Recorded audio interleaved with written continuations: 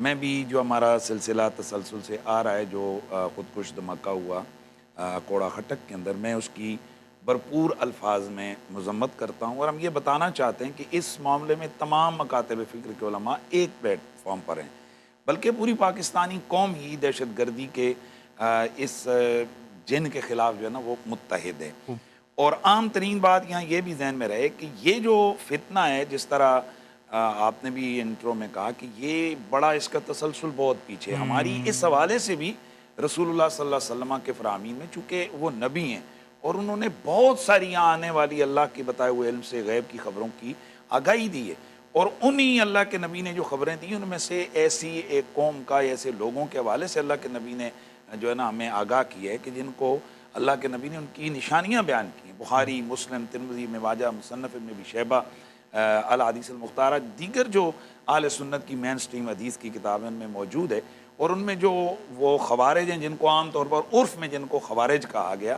تو ان کے حوالے سے اللہ کے نبی صلی اللہ علیہ وسلم نے فرمایا کہ ان کی بڑی نشانی یہ ہے کہ یقتلون علی الاسلام یدعون علی الاوثان،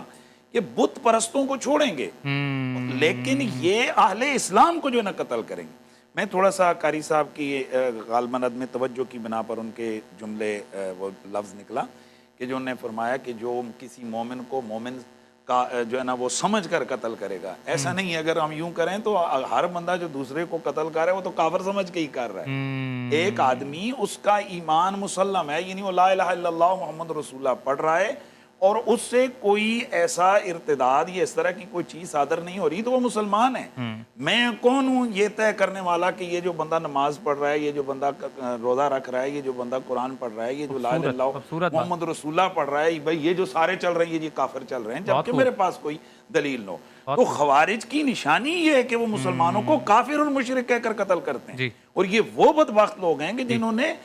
اتنے بڑے مومن، بلکہ آپ یوں کہہ دیجئے کہ رسول اللہ صلی اللہ علیہ وسلم کے صحابہ میں جو پہلا بندہ اہل بیت میں جو پہلا بندہ ایمان لانے والا حضرت مولا مرتضیٰ، ان کو بھی انہوں نے مشرک کہہ دیا، ان کو بھی انہوں نے کافر کہہ دیا، استغفر اللہ۔ تو یہ وہ بدبخت لوگ ہیں، اور ان کو اللہ کے رسول نے جہنم کے کتے قرار دیا۔ اور پھر اللہ کے نبی نے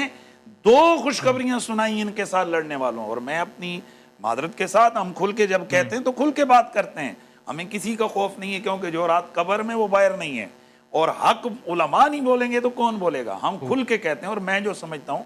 کہ یہ جو واقعہ ہوا ہے جامعہ کوڑا خٹک کے اندر، وہ جو